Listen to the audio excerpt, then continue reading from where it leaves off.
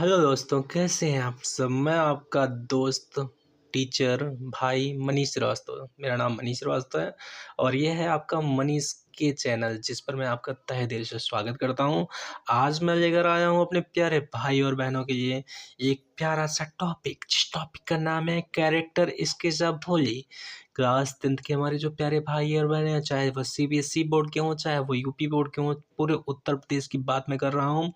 Most important lesson जो कि 5 number का है। You can achieve only 4 more according to this topic when you listen carefully. I want teach you this lesson. मैं आपको इस part को पढ़ाने जा रहा हूँ। यदि आप अच्छे से इसको समझेंगे, पढ़ेंगे, you can gain only 4 more according to board examination 2025। अगर अच्छे से इसको आप पढ़ेंगे तो 2025 के एग्जामिनेशन में आप 4 नंबर पा जाएंगे। तो और इस स्टोरी में आपको बताऊं, जो मैं बताने जा रहा हूं बहुत इंपॉर्टेंट स्टोरी है। इतना अच्छा बता दूंगा, इतना अच्छा, इतना अच्छा, इतना अच्छा, इतना अच्छा कि आपको दोबारा कभी पढ़ने की जरूरत नहीं पड़ेगी। कहेंगे सर जी आप जो बताए थे वही आ गया। तो देखो ना, देखो ना, देखो प्यार से। कहा गया भोले से सूरत, आंखों में मस्ती आए हाय। अरे भोली सी सूरत, आंखों में मस्ती, दूर खड़ी शर्माए आए हाय। एक झलक दिखलाए, कभी कभी आंचल में छिप जाए आए हाय। मेरी नजर से फिर देखो तो चांद नजर वो आए। भोली सी सूरत। गाना नहीं गा रहा हूँ बच्चों, इसका नाम वही है बोली।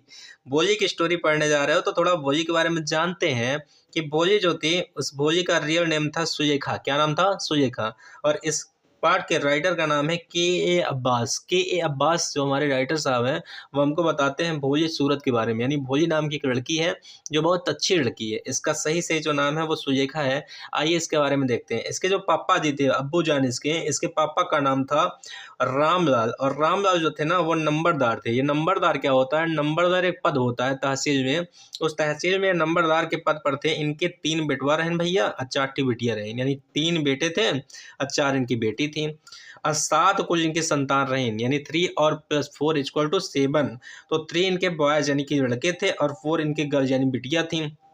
तो भैया गांव में पहले परंपरा ऐसे रही ना कि जो लड़का होते हैं उनका पढ़ाई दिन जाता, लड़कियों को ना पढ़ाया जाए। यानी अगर कहा जाए तो लड़कों को पढ़ा दिया जाता था परंतु बेटियों को नहीं पढ़ाया जाता था। लेकिन अब इतनी इक्वलिटी है, समानता है कि बेटियां बढ़ेंगी तभी तो बढ़ेगा इंडिया। अब हमारी बहनों को पढ़ाया जाता है, उनको जीवन में आगे बढ़ाते हैं, क्योंकि बेटियां जो होती है ना वो 2 परिवार को संवारती हैं, एक तो अपनी मायकी को और एक तो अपने ससुराल को। तो आज हम देखेंगे 3 बच्चों के बारे में। पहले इनको देखो, इनको हटाओ। 3 बच्चे जो रामलाल के थे। लिखा है Ramlal was a rich farmer. एक धनी किसान था। Sent his 3 sons city college for study. शहर के कॉलेज में भेजता था तीनों को पढ़ने के लिए, और तीनों पढ़ने जाते थे। बड़े हुए, शादी ब्याह हुआ, तीनों को किनारे कर दिया। अब बच्ची 4 बिटिया। 4 बिटिया के बारे में जानो। पहली बिटिया जो थी उसका नाम था राधा, इसकी शादी हो गई थी। दूसरी थी मंगला, जो कि इसकी शादी के बारे में लड़का देख रहे थे। और तीसरी थी चंपा, जो कि बहुत ही सुंदर, वेरी ब्यूटीफुल, ब्यूटी नहीं, most, most is the superlative degree, you know. आप जानते हैं कि मोस्ट ब्यूटीफुल कह सकते हैं, सबसे सुंदर बिटिया थी। यानी चारों बेटियों में सबसे सुंदर थी चंपा, और उसके बाद थी भोली सी सूरत, आंखों में मस्ती। कहा गया है कि भोली का जो रियल नेम था वो सुलेखा था। ये 7 साल की ही थी, मात्र 7 ईयर की थी। आइए और आगे देखते हैं। तभी क्या होता है कि एक बार फिर से रिपीट कर लो। क्या? मोस्ट इम्पॉर्टेंट लेसन 4 नंबर पाओगे। पार्ट का नाम भोली, भोली का रियल नेम सुलेखा था। राइटर का नाम के ए अब्बास। इनके पापा का नाम, अब्बू जान का नाम रामलाल था, जो नंबरदार थे। नंबरदार एक पद होता है तहसील में। इनके 7 बेटे थे, 7 बच्चे थे। 3 बच्चे इनके लड़के थे, 4 बच्ची इनकी बिटिया थी।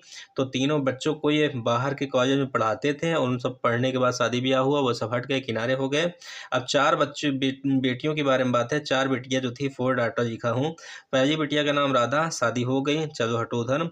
मंगला, इनके लिए लड़का ढूंढा जा रहा है, इधर ही रहो अभी तुम। चंपा बहुत ही सुंदर है। उसके बाद भोली सूरत, आंखों मस्ती, जिसका पूरा नाम सुलेखा, 7 साल की है। इतना अगर समझ में आ गया तो आगे बढ़ूं? चलो आगे बढ़ता हूँ, ध्यान से देखना बच्चों। तो आगे बच्चों, वन डे, एक दिन की बात है, ओपनिंग वाच सेरेमनी, कहा गया प्राइमरी, एक ओपनिंग सेरेमनी थी, यानी कि एक गांव के स्कूल में जहां पर आपकी भोजी रहती थी, उस गांव में जो था ना, एक सेरेमनी थी, यानी कि स्कूल की ओपनिंग थी। और उस ओपनिंग में आए थे विलेज में, गांव में तहसीलदार, यानी रिबन काटने के लिए कौन आए थे? तहसीलदार आए हुए थे।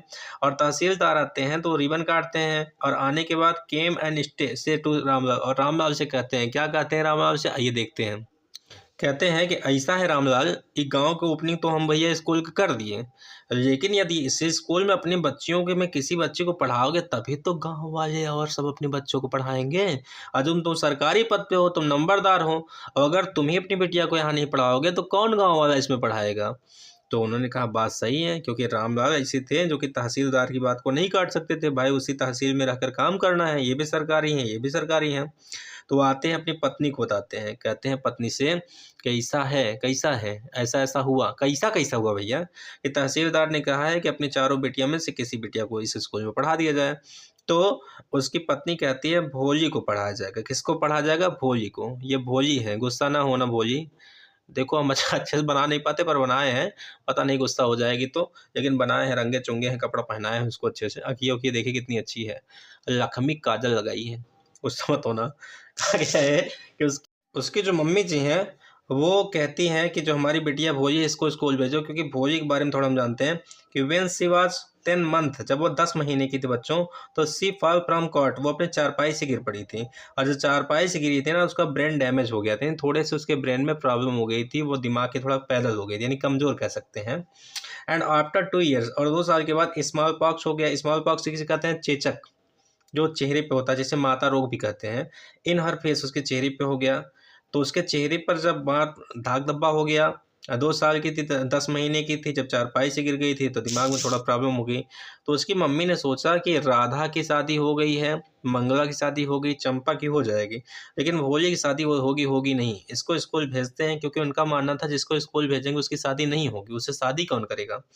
तो कहती हैं भोले को ऐसा है, एजी, एजी मतलब किससे? रामदास। कहते हैं एजी ऐसा है ना, भोली को ले जाइए ना कॉलेज में, आपका नाम इज्जत बचा रहेगा, भोली पढ़ भी जाएगी, इससे शादी वादी कौन करेगा। रामलाल कहे ठीक है। रामलाल किए कि हाथ पकड़े, कहे चल स्कूल, स्कूल लेके स्कूल चलने लगे।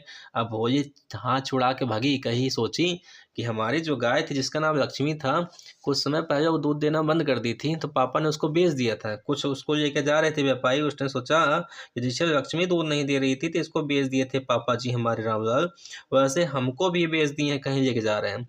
फिर पकड़ती हैं भोली की मम्मी, इसको नहलाती हैं और चंपा के कपड़े इसको पहनाती हैं, बाल झाड़ती हैं। अब ये समझ गई कि जहाँ मुझको ले जा रहे हैं वो कहीं न कहीं बहुत अच्छा स्थान होगा। अब पापा का हाथ पकड़ी पहुँच गई, कहाँ? स्कूल। और जब स्कूल पहुँचती हैं तो वो 5 साल की हो गई थी, और जब 5 साल की हो गई थी तो 5 साल के होने के बाद 5 ईयर 5 साल के होने के बाद वो बोलना शुरू की थी, लेकिन वो स्टैमर्ड करती। स्टैमर्ड क्या होता है? हकला कर बोलना। कोई चीज़ को रिपीट करके 2 बार बोलते थे। जैसे मैं आई कमिंग सर, ऐसे हम लोग बोलते हैं ना, तो हम कहते हैं न न न नो कमिंग। तो वैसे ही वो बोलती है। स्कूल जाती है, स्कूल में प्रधानाध्यापिका बहुत अच्छे से उससे बात करती है, बहुत खुश हो जाती है, उसको अच्छा लगता है, वो रोज़ स्कूल आने लगती है। धीरे-धीरे से वो बड़ी हो जाती है, और जब बड़ी हो जाती है, तो बड़ी होने के बाद गाँव में भी विकास होता है, गाँव में डेवलपमेंट होता है, स्कूल खुलता है, रोड बन जाती है, अस्पतालें खुल जाती हैं, बहुत सारी चीज़ें। धीरे-धीरे चंपा की शादी हो गई। अब भोली के लिए लड़का ढूँढा जाने लगा, तो एक बगल के गाँव का आदमी था जिसका नाम था बिशंभर। यूँ कह सकते हैं कि Bishambhar was the villain of in this story. इस कहानी का जो नायक है, नायक नहीं कह सकते हैं, दुश्मन, या कह सकते हैं कि कातिया तेरा क्या होगा कातिया, जिसे विलन कहते हैं, वो बिशंभर था। क्योंकि बिशंभर 45 साल का था और वो लंबा लंगड़ा था, यानी पैर से अपाहिज था। उसकी एक शादी हो गई थी, उसकी पत्नी मर गई थी, और वो कहता है कि हम तुम्हारी बेटी से विवाह करेंगे। रामलाल का सोचते हैं यार सही बात है, बिटिया से कोई ब्याह करेगा नहीं, क्योंकि इसके सर में प्रॉब्लम है, इसके चेहरे में प्रॉब्लम है, अरे दूसरे गांव का है, इसको पता भी नहीं चलेगा। पत्नी से बताते हैं, पत्नी ने कहा एकदम राइट कह रहे हैं आप, शादी मान लीजिए। शादी मानी गई। बिशंभर बारात लेके पहुंचा, और जैसे ही जयमाल सिस्टम पे इस तरफ बोली थी, और इस तरफ बिशंभर धीरे धीरे से आगे कदम बढ़ाए, और जैसे वरमाला डालने जा रहे थे, बिशंभर ने देखा उसके चेहरे पर बहुत सारे स्मॉल पॉक्स हैं। बिशंभर पीछे हट गया, कहता I don't want marry with you because you have small pox on her face. तुम्हारे चेहरे पर स्मॉल पॉक्स है, मैं विवाह नहीं करूंगा। तभी विशंभर के चरणों में आकर रामलाल गिर पड़ते हैं, कहते हैं इज्जत की बात है, ऐसा न करो जी, मेरी इज्जत मान मर्यादा प्रतिष्ठा सोच के देखो उस बाप के ऊपर क्या गुजरती होगी जिस बाप के साथ ये होता होगा। रामलाल उसके पगड़ी को उतार करके अपने पगड़ी को उतार करके विशंभर के कदमों में रख देते, लेकिन विशंभर के ऊपर कोई इफेक्ट प्रभाव नहीं पड़ता। उसने कहा 5,000 डायरी चाहिए, डायरी में क्या होता है दहेज, 5,000 रुपए दहेज के रूप में दो तब मैं विवाह करूंगा। रामलाल ने क्या किया, बहुत मिन्नत की, लेकिन विशंभर मानने को तैयार नहीं था। रामलाल गया बेचारा, 5,000 किराया दिया। विशंभर वरमाला ढूंढ करके जैसे ही वरमाला डालने जा रहा था, तुरंत ही कदमों को पीछे खींचा। बोली ने कहा I don't want marry with you, please return my money 5,000। 5,000 रुपया वापस कर मार, बिया न कर तो सीएम। और 5,000 रुपये लेकर कहा पापा से, पापा मम्मी आप फिक्र मत करो, मैं जीवन पर्यंत आपकी जीवन पर्यंत सेवा करूंगी, मैं यहीं रहूंगी और अपने गांव के विद्यालय में पढ़ाऊंगी। और प्रधानाध्यापिका वहां खड़ी थी जो बचपन से लेकर उसको पढ़ा के शिक्षा दी थी, क्योंकि अब वो सही और गलत में न्याय फैसला देने की जो ताकत आई थी उनके प्रधानाध्यापिका की वजह से आई थी। उन्होंने कहा हाँ बोलिए, तुम यहीं स्कूल में रहोगी और इसी स्थान पर पढ़ाओगी और अपने माँ बाप का नाम रोशन करोगी। और ये प्यारी सी कहानी समाप्त हो जाती है। यदि प्यारे बच्चों कैरेक्टर स्केच आप बोर्ड एग्जाम में आएगा तो आप पूरी स्टोरी को अपने हिसाब से सब कुछ जानते हो, बता दिया हूँ, लिख लेना, वीडियो को स्क्रीनशॉट रख लेना और वीडियो को 2-3 बार देख लेना, एग्जाम करीब आए तो फिर से देख लेना। और अगर वीडियो अच्छा लगा हो तो प्लीज़ मनीष के चैनल को सब्सक्राइब करिए। ये मेरा कॉन्टैक्ट नंबर है, आप मेरे कॉन्टैक्ट नंबर से भी मुझसे जुड़ सकते हैं। Please like my video, share my video, comment my video and subscribe my channel and press the bell icon. Thank you so much. मिलते हैं ब्रेक के बाद, तब तक के लिए जय हिंद जय भारत। खुश रहो, मस्त रहो, जहाँ रहो आनंद रहो।